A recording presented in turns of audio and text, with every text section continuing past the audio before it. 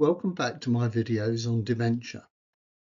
This isn't an educational video, it's simply my experience of trying to understand what was happening to my wife Lynn and what might be coming next. I learned very early on that if I wanted to look after her comfort, her dignity and her sense of safety, I had to be ready. And every family carer I've ever met has felt exactly the same. So I needed to know how dementia progressed. At the point of diagnosis, our loved ones are told the type of dementia they have, roughly the equivalent to landing on planet dementia and knowing what continent or country you're in. We then need a little more detail, a roadmap if you like, to start to understand the journey ahead and roughly where we're heading to. When we arrive roughly at the caring stage, we need even more detail, an A to Z map perhaps, sat-nav for the younger ones. And we can start to name symptoms like naming a street for our eventual destination. To get back to our home where we care for our loved ones, we need an address. Caring is our destination. Does dementia have a known path? The NHS defines early, middle and late, giving broad example of behaviours one might observe at each. The implicit message I felt is medical professionals will guide you along the way. This is partly true, but there are large parts of the journey where the carer feels left to their own devices. When I came across the internationally used FAST scale, it gave me more detail and structure, which I found useful, especially during that part of the journey where carers feel alone. By breaking down the journey into 7 stages, 16 with the sub-stages, I was helped in 4 distinct ways. 1, I could change our daily routines. When we went to bed, got up, went for walks, which activities we attended. 2, I could change my behaviour to suit the symptoms at each stage, learning as dementia progressed. 3, I could change the layout of the house. Quite important if you choose to keep your loved one in your house. For example, adding a stair lift or changing the bathroom to a wet room.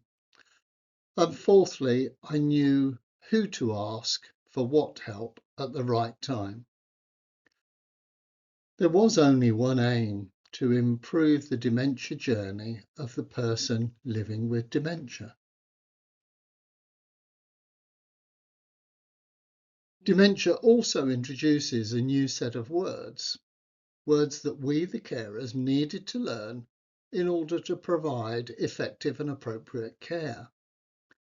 There is little to no family carer training, so with AI searches now commonplace, it became fairly easy to look up these new words, then seek out literature on best practice caring methods. I also used online searches to learn when professional help should be sought. YouTube was good too, but I urge caution when searching online, as some advice proved to be useful, some less so. My own intuition was often the only and best judge.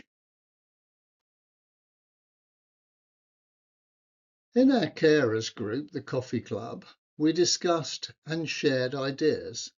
Peer-level help got us so far, and peer-level conversations also helped us to know when to ask which professionals for help. We felt reassured by sharing experiences, contacts, learnings, and as a result, our loved ones receive better care, we think. The FAST scale gave us a common language. Although We had learned early that rare dementias followed slight variations in the sequence, intensity, and duration of some of the symptoms. Whilst there were such differences, there were also common factors. We all accessed the same bladder and bowel services when the time came to seek continence support. We all learned that continence products were free. We all learned that incontinence was not an on-off switch. It started intermittently before increasing in frequency, then eventually becoming continuous, perhaps exactly the reverse of toilet training children.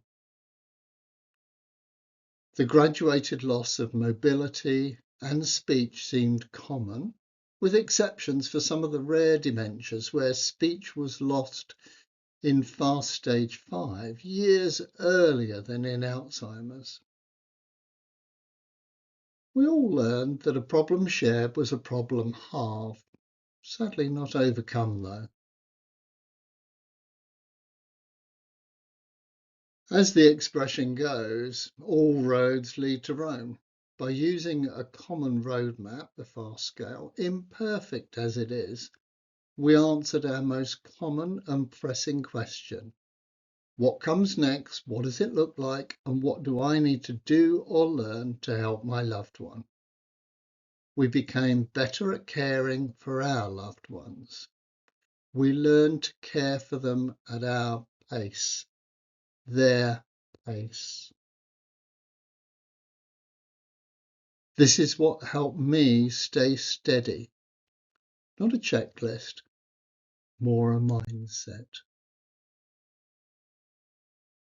Thank you for listening. You're not alone.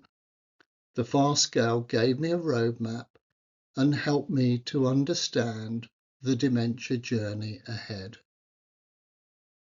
If you're watching, you're doing something extraordinary in choosing to care for your loved one.